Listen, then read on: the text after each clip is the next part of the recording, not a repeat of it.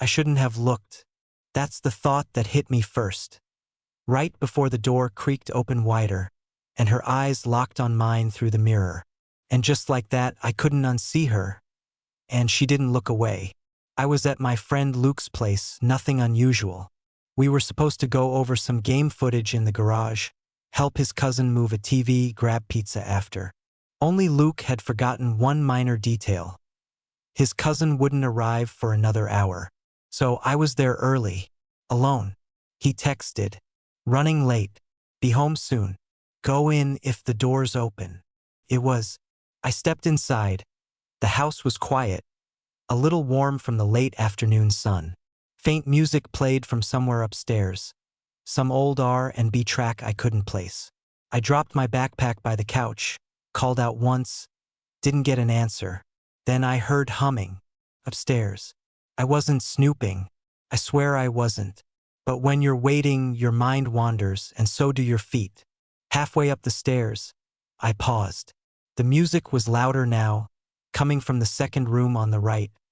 Slightly open door, sliver of golden light spilling into the hallway. The song skipped, and then she stepped into view.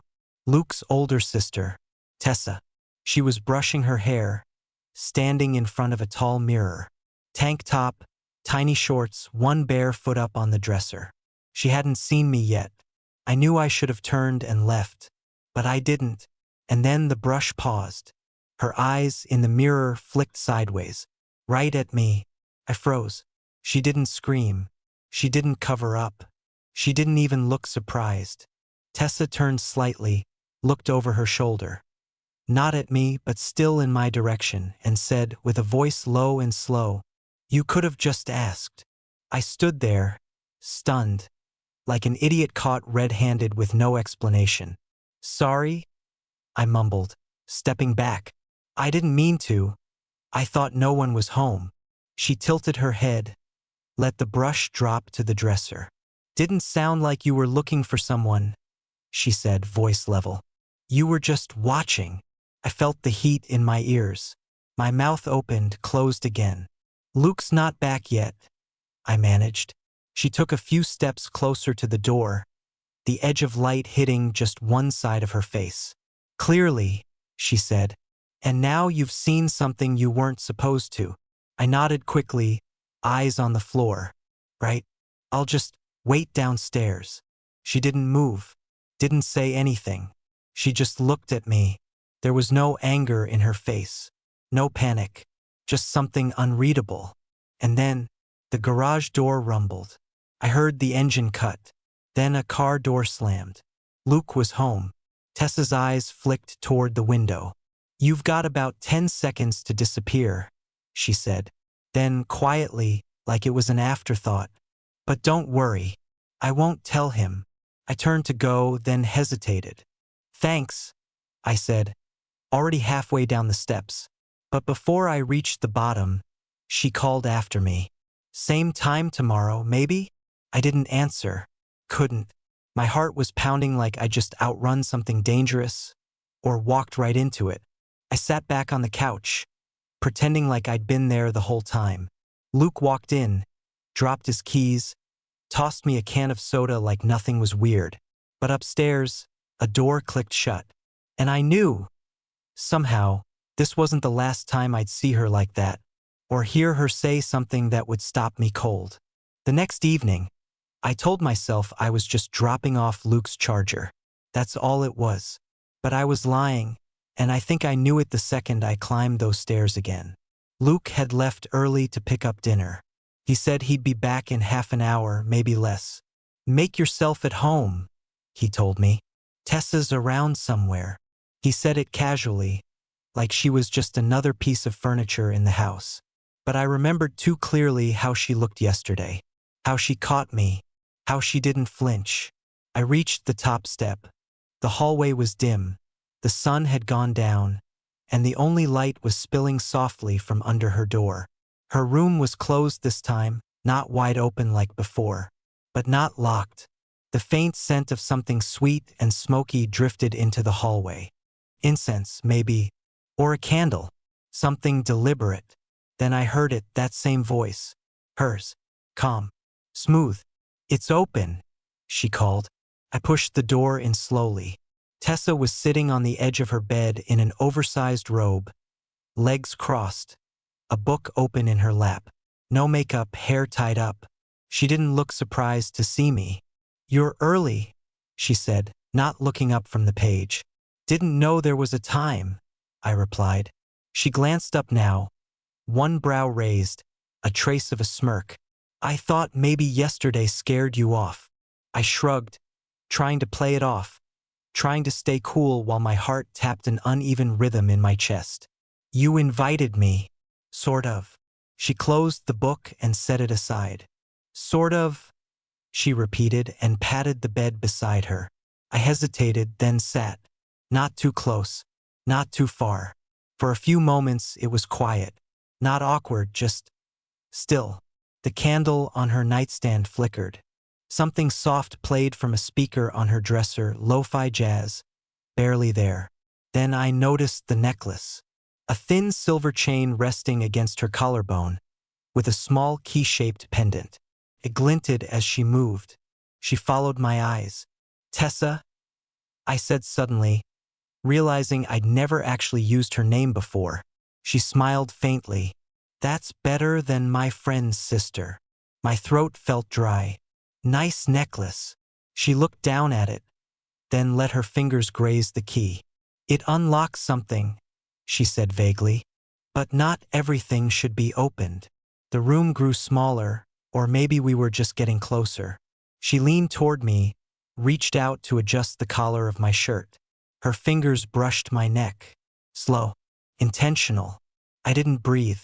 Her hand lingered. And then she said, quieter now, "You keep acting like you're not sure why you're here."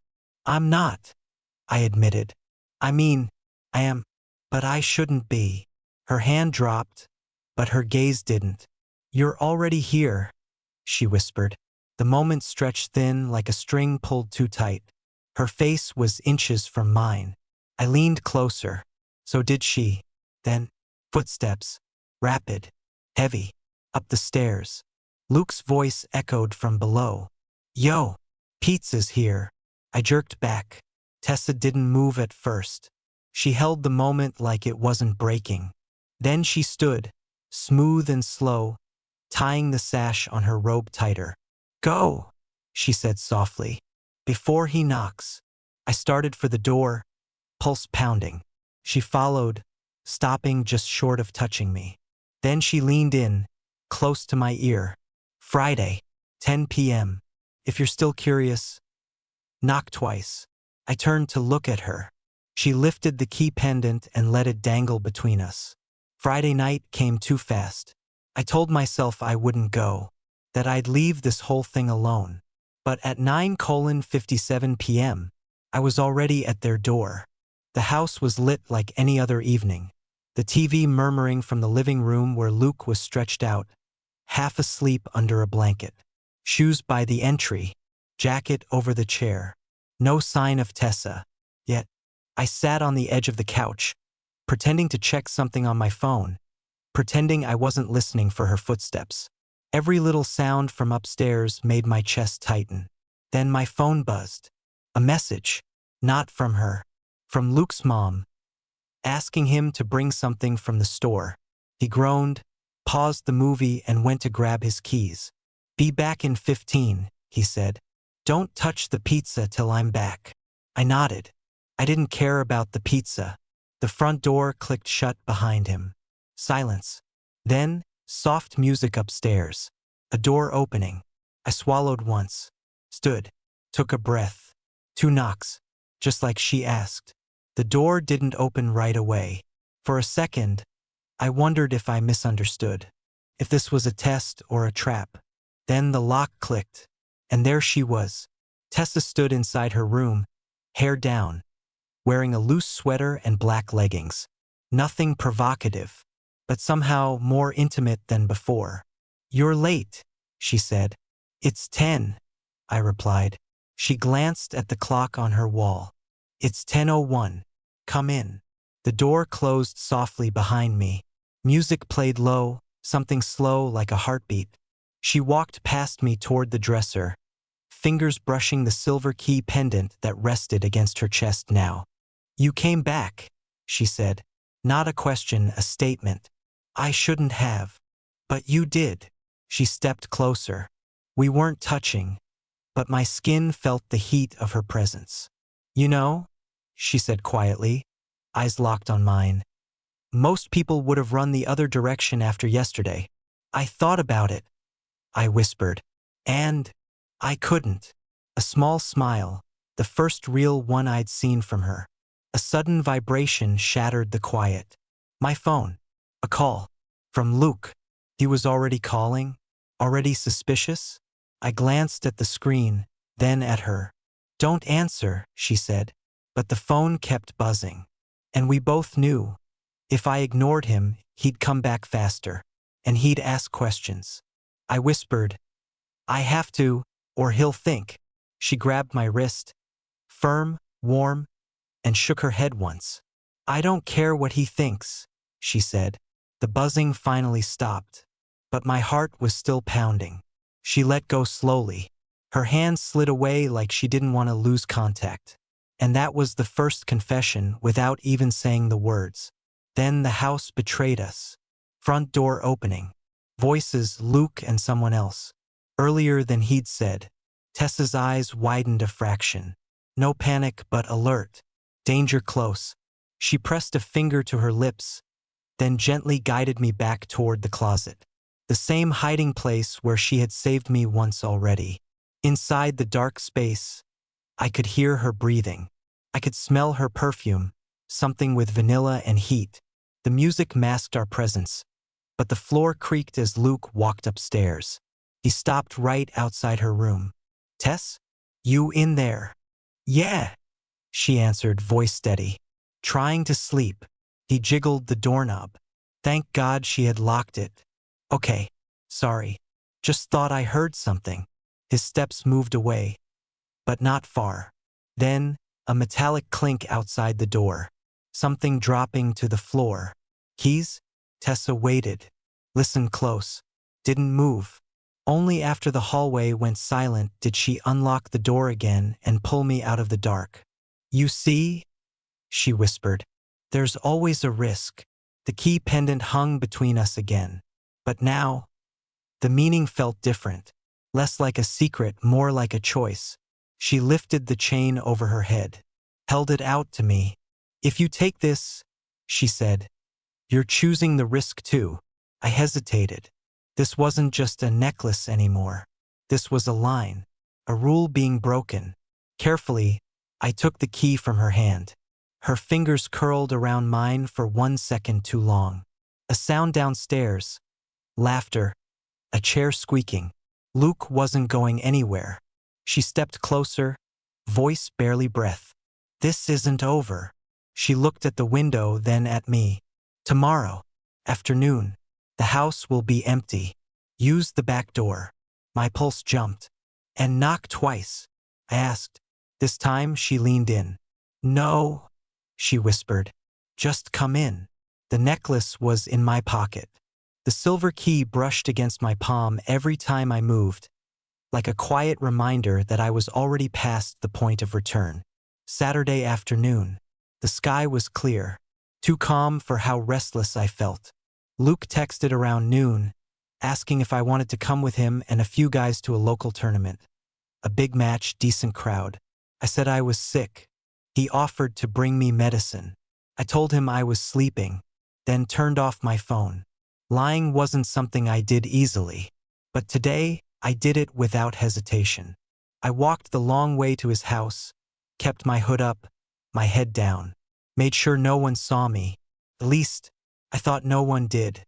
The backyard gate was slightly open, just like she promised. I slipped inside and found the back door unlocked. No lights on, no voices, just the sound of a quiet house in the middle of a dangerous stillness. Tessa was in the kitchen, barefoot, wearing a simple black dress. Casual, but the way she moved made it look like something far more deliberate. "You came," she said. "I said I would. Most guys wouldn't risk it." "I'm not most guys." She smiled. It wasn't coy or flirty. It was grateful and tired. "I made coffee," she said, turning toward the counter. "Or something stronger." "Coffee's fine." We sat at the table. The silence felt fuller than ever, like there was more to say than we could admit out loud. Until she broke it. "I was married once." It hit harder than I expected. She didn't wait for a response. "He was older. A lawyer. Very clean-cut. Very charming. He liked control. Loved how I looked next to him. But not much else." She traced a finger around the rim of her mug. "I left last year. Came home to reset. Luke doesn't talk about it. Thinks I'm just here figuring things out. And I let him believe that." She looked up, eyes sharper now. "Most people think they know who I am. You didn't ask. You just watched." I lowered my gaze. "I didn't mean to." "But you did," she interrupted. "And still, you came back. That's what's different." We sat in silence for another minute. Then I reached into my pocket, placed the silver key pendant on the table between us. "I kept it," I said. "I know," she whispered. "You weren't supposed to. Would you rather I give it back?" "No. But now that you have it, there's no pretending you don't." She stood slowly and stepped to the window. That's when it happened. Across the fence, in the neighbor's backyard, a shape moved. I saw it just for a second. Someone stepping back from the fence. Fast. Deliberate. "Tessa," I said, standing too. She followed my eyes. But whoever it was, they were gone. She turned pale now. "My mom's friend lives there. She's always gardening. Always watching." My heart was racing again. "If she saw me come in." "She'll ask questions," Tessa said. "But not right away. She waits. Then she tells." We stood there side by side. And somehow, instead of backing away, she reached for my hand. "You can still walk out," she said. "Pretend this didn't happen. Say you were just returning something." I shook my head. I turned off my phone. Lied to Luke. Missed the one match I've been waiting weeks for. "Why?" I met her eyes. "Because I wanted to see you again. Not the version that opens doors and makes clever comments. You." Her fingers tightened around mine. Later, in her room, the silence returned. But it was softer now. The door was locked. The windows drawn. No music. Just breath and the quiet ticking of a clock. "I didn't think anyone would ever look at me the way you did," she said, sitting on the edge of her bed. "Not after everything." She took back the pendant. Not from rejection, but to place it gently around her neck again. And now it didn't look like a secret. It looked like something chosen. A knock shattered it all. Front door. 3 hard knocks. Then a voice, Luke's voice. "Hey, you home?" We froze. "I saw your phone was off," he shouted. "Just checking." We didn't move. Didn't breathe. He waited, then left. We heard the car start again. "Drive off." Tessa turned to me. "This doesn't get easier," she whispered. "I know. I'll be blamed more than you. That's how it works." "I know." She looked at me like she was trying to memorize something. Then, slowly, she whispered, "Tuesday.